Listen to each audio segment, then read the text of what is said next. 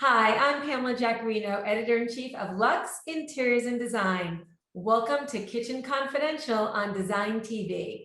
Today, I have one of the all-time greats joining me, designer to the stars and beyond, Martyn Lawrence Bullard. Hi, Martyn, how are you? Hello, Pam. How lovely to be with you today and talk about all things kitchen. I have to say, when I think about the kitchen, I like to imagine it that it's sort of a room that gazes over at the living room with side eye, saying, "Darling, I'm the star of this house." Right? I feel like kitchens have sort of stolen a bit of the thunder from the living room these days. Yeah, I mean, the kitchen is now one of those rooms which kind of you spend the most money on in your house, because not only is it the most used, it has sort of become really the heart of the home. You know, those days where you kind of closed your kitchen off and left mum in there to make dinner are gone. You know, we are incorporating that into life in the biggest way. And we entertain in our kitchens. So, you know, this is the time that we want to have beautiful surfaces, beautiful cabinetry, add art, gorgeous light fixtures. It is full on major design.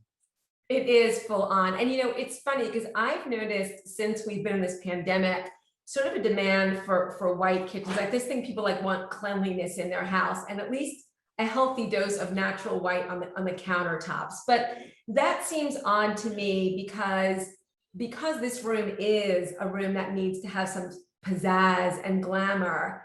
How do you, Martyn Lawrence Bullard, how do you put your magical touch on the kitchen and make it a room that's exciting and a star attraction in the home? You know, the white kitchen is always the classic kitchen. It's always going to be with us. You know, even though somebody like myself, who's a color fanatic, even I have a white kitchen, you know, but the way I have tweaked it up for myself is I added color in my island. So I have all white cabinetry that does the perimeter, and then I painted my island in this sort of delicious kind of green, and then I have all my beautiful, you know, countertops. So I think that we pick our color in a very particular way of how we kind of pizzazz the kitchen up.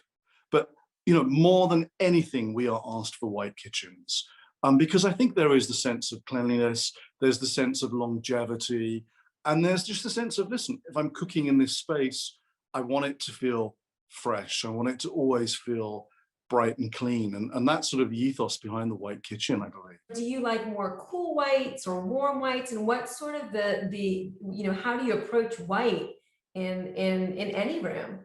You know, I never like a blue white. I feel like which is really a bright, bright white. I always feel like that's cold, and I always feel it's difficult to match other things to it. So I always go for a very slight off-white, a white that has a little bit of warmth in it. Whites are tricky because white is, of course, really is a color. I mean, there are so many different spectrums to what a white can look like. But I really think that white is a color that you have to feel good with and around. And so it's important to even put it up against your skin and see how those different shades of white feel, because they are our backdrop at the end of the day. Absolutely. You know, it's so essential when you're planning a kitchen. It always starts with the material. And I know for you, you like to use often quartz as a material. Can you talk a little bit about why that is a material that you like to use in the kitchen? Yeah, I am a big advocate of things like Caesarstone, because, you know, not only do they have beautiful colors, they have longevity, you know, and the fact that you know, lots of the natural materials will stain, they will age.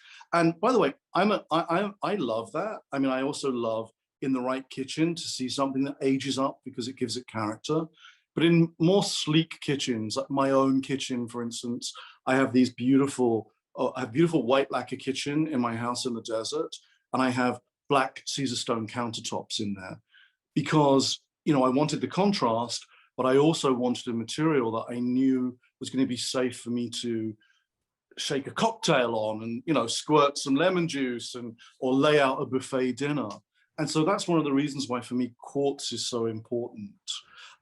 In fact, when I do Khloe Kardashian's house, we wanted, you know, white everywhere. And we looked at lots and lots of different white marbles and natural stone and ended up with this white Caesarstone because it was pure, it was bright, and we knew there were not going to be any problems, you know, with staining. So that's one of the reasons for me why quartz is such a good option, especially for a family house. It's like the performance fabric for the kitchen countertop. And I think that's where a lot of homeowners are going. You know, I want to put down my glass of wine and not have to worry. I want it to clean easily and to be durable and for it to be comfortable and have a non-worry kind of a home. Totally. I mean, it's literally, it's exactly that, you know, and again, you know, as we've all come out of a pandemic, we've all spent so much more time in our kitchen, whether we were cooking, whether we were working on a laptop, whether we were Zooming, whatever we've been doing, a lot of it's been done in our kitchen. And so our countertops have you know, become, you know, your desktop or you know, many, many options. And so the beauty of, again, the quartz situation is you're not going to ruin it. You can use it however you want to. So that was the perfect analogy. It is. It's the performance fabric of the kitchen. So you're in your LA home. I know I have been in your home, and your kitchen in your LA home is, as we like to say, absolutely fabulous. Fab. If I snooped around in there, Martyn, what might I always find in your fridge or in your pantry? Chocolate. Here, here, me too. I love a good dark, I love a big dark chocolate. I'm like a 90% girl on the dark chocolate, which is very bittersweet, but I love that. Well, it's so good for you, the dark chocolate. I unfortunately am a milk chocolate fan. I mean, actually, it's weird because I change from days. Some days I'm going to want like a rich, deep, dark chocolate, and other days I want just that pure milk melt in your mouth moment. I mean, so yes, you're going to find chocolate in not just one cupboard, but in several. That is a good naughty treat, and one in which I actually sometimes have to tell my husband, get the chocolate, but hide it in the house, but I can't find it because if I need to put in my skinny jeans, I can't have that chocolate. I'm so curious. You have created just so many extraordinary kitchens. Your kitchen in LA is so fabulous. Are you a cook, or do you get others to cook for you? You know, I've created some extraordinary kitchens. We've added every kind of fabulous mod con that you can imagine to these kitchens. My own kitchens have all these extraordinary gadgets. I literally can barely open a tin of beans. I mean, I have no skill in the kitchen whatsoever. I love a fabulous kitchen. I enjoy it, but I have no idea how to cook. Okay, so hang on. So how are you feeding yourself? Is there someone else there that's cooking for you, or are you ordering? You're not door dashing. Well, I do have a credit card that comes in quite handy. It's always good. Look, plastic is a wonderful thing. We love plastic material. Yeah, I mean, listen.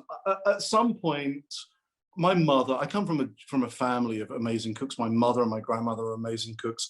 All my sisters are incredible cooks. They own restaurants. You know, so at some point when I have some time, you know, I'm going to sit down and teach myself how to cook and really how to use all those gadgets in my kitchen that I just polish occasionally. Well, I'm just gonna say, I want all of your creative genius to be focused on design, and that you should just get a chef to cook for you so that we can be exposed to all the wonderful things that you put out into the universe. I think that's the best idea you've had all morning. So if you could pick anyone to come and prepare a meal in your kitchen, who would it be and what would be on the menu? Well, you know, my favorite chef, I've actually had come and cook for me, which was Wolfgang Puck. I love Wolfie. He's the biggest, most wonderful character. And his wife's a very old friend of mine. But forget all of that. This man can make a truffle mac and cheese that literally you could die for.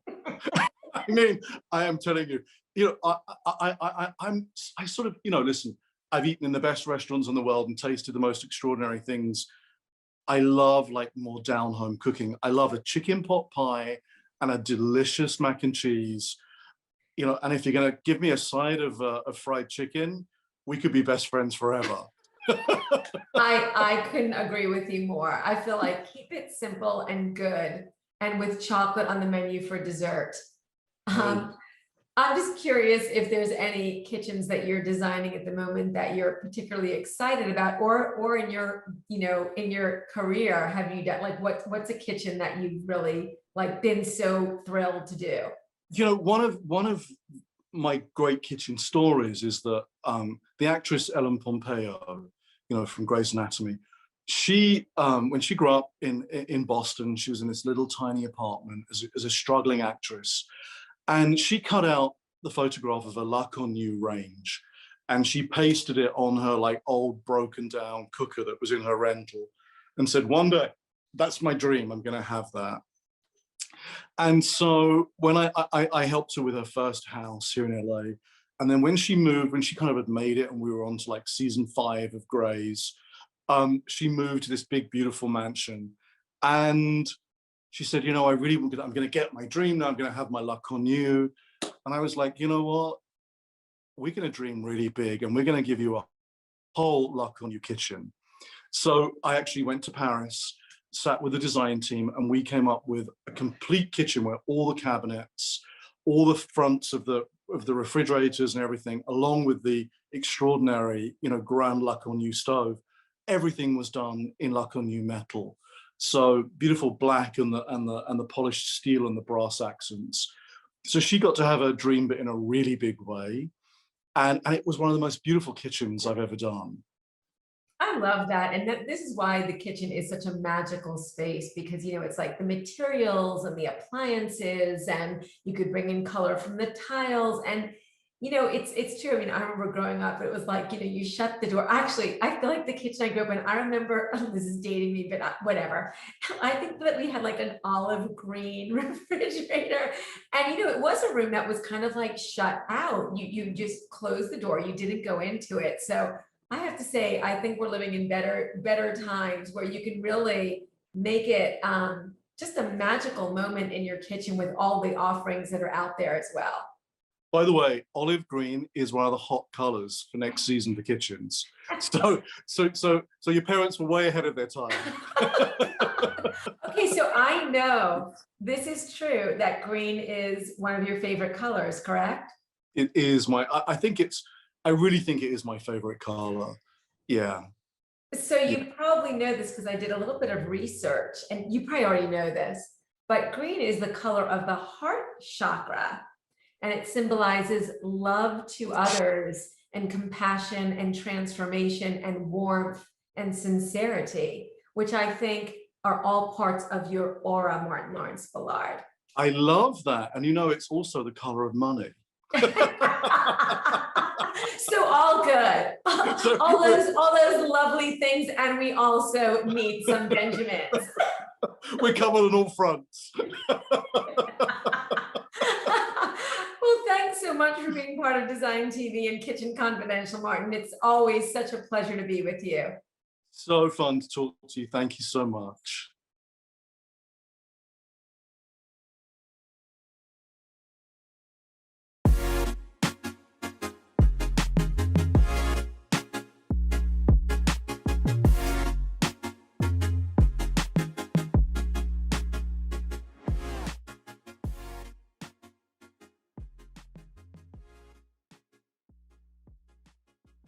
Hi, I'm Pamela Jaccarino, Editor-in-Chief of Luxe Interiors and Design. Thanks for tuning in. Today, we're talking about the new outdoor living room, and I'm speaking with design powerhouse Elizabeth Margles, Vice President of Marketing for Caesarstone North America. Caesarstone is an amazing brand that makes court surfaces design forward and on the cutting edge. It's also a material that designers can be truly creative with, especially outdoors. Liz, hi, it's so great to see you. It's so great to see you too. I wish it was in real life, but I'm still happy to see your shiny face. I know, a Zoom we will go. There's so many interesting things to talk about when it comes to courts, but one of the things that I really wanted to speak with you about today is this whole notion of, outdoor rooms sort of coming out of the pandemic. And because of the pandemic, we have seen demand for outdoor living rooms really soar across the country. And I think, homeowners, they want outdoor kitchens, they want these chic seating areas and sort of structures that make the outdoor living space look as good as what's going on indoors. And of course, Caesarstone, who's like always innovative, responded with like the new outdoor collection. So tell us a little bit about sort of that driving factor and the thinking behind taking the luxury of courts outside. Because our company is a design-led company, I mean, that's how we think of ourselves primarily. We're in an always-on R&D product development kind of mode. So we've been looking at outdoor courts for quite some time, and we wanted to make sure that we brought the best to the market. We wanted to make sure that it was UV rated. We wanted to make sure that it stood the test of time as our indoor product does, but outside. So in temperatures of 100 degrees above zero to, minus 25 degrees below zero and everything in between. We launched the outdoor product at KBIS 2020, really like literally just before COVID hit. And so, once that happened and everybody really had to stay home, whether by bylaw or, just to feel safe, we really saw the explosion of the product, right? We really saw it taking off because I think what happened is that, as you said, people really wanted to enhance their living spaces and they really need to expand their living spaces. Once everybody is working from home, schooling from home, cooking from home, gaming from home, all of a sudden the walls start to sort of close in and you're like, oh, I need to find some additional space. And so naturally people went outside. And again, to your point, one of the things that we do at Caesarstone is, we design beautiful products. And so we wanted to make sure that the outdoor product was as beautiful as our indoor because people do want to, as you said, have their aesthetic extend outside. They don't want it to seem like two disparate sort of spaces. They wanted to extend their living spaces outside. And so that's why we came up with the palette that we did. In order to answer that and in order to respond to some of our most popular colors. So, in a nutshell, it was sort of the zeitgeist of, being the right place at the right time with the right product. And we've been, really, really happy with the response to the product and really encouraged and stimulated by the way that people have been using it. Yeah, that's great. I mean, I want to take a minute for everyone watching to nerd out on the importance of, your material, particularly, both in the kitchen and if you're building sort of an outdoor, kitchen or seating area, the material is so important. You're cutting on it. Sometimes you're sitting on it. It's got to hold up indoors, outdoors. And I think it's something that, anyone watching or anybody investing in material really needs to take a minute and do a bit of research. And I know, Caesarstone, why we love you guys so much is that, again, it's that innovation in the materials. And take a minute, Liz, and tell us about like what is involved in sort of that process when Caesarstone's saying, okay, we're going to develop an outdoor application. And what does that look like? Is it a year in the mix? And how are you, nerd out a bit for me and for our viewers on sort of how that works and what that looks like? I mean, this is actually the fun part. I mean, I think that the whole sort of, we're zooming this for now, but I know the last time we saw each other, we were at a great party for the gold list and everything. But really, the backstory, as you said, the nerdy part of it, where we're getting our hands dirty, is almost more fun than that. So, we believe that we've perfected the indoor quartz surface in the sense that we've made it 100% non-porous. In the sense that, it's scratch resistant, stain resistant, and all the things that we know are so important to people. And that's why we took our time, because we had to make sure that those same attributes applied to the outdoor material. So if you just use the indoor material outside, certainly from an integrity perspective, it would hold up. But what we did see was that because of UV rays, it could yellow over time. It could fade over time.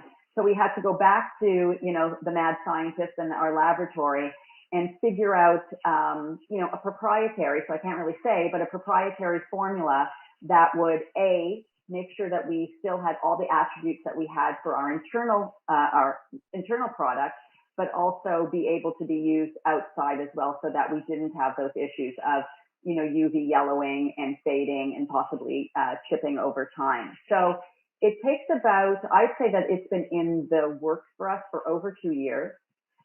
We like to say, for the most part, we are first to market on any kind of innovation, but when we're not, we're still best to market on any innovation. And so, we took our time to make sure that the formula that we were using, the resins that we were using were element proof, that it could weather any kind of weather, for a turn of phrase of that. So that's what we really spent our time looking at. And almost more importantly, and we're so glad that we did this because of what's happened over the last 18 months, is I think that originally, and when you may speak to people, I think that people generally associate outdoor living and an outdoor kitchen in particular to obviously warmer climates.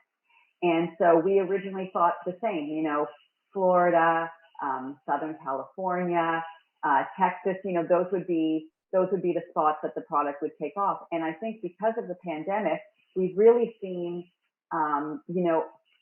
every region take this on, and add heaters to their outdoor space and add fire pits to their outdoor space, which has been terrific, because the other thing about the UV, the outdoor collection, is that it has a higher fire rating.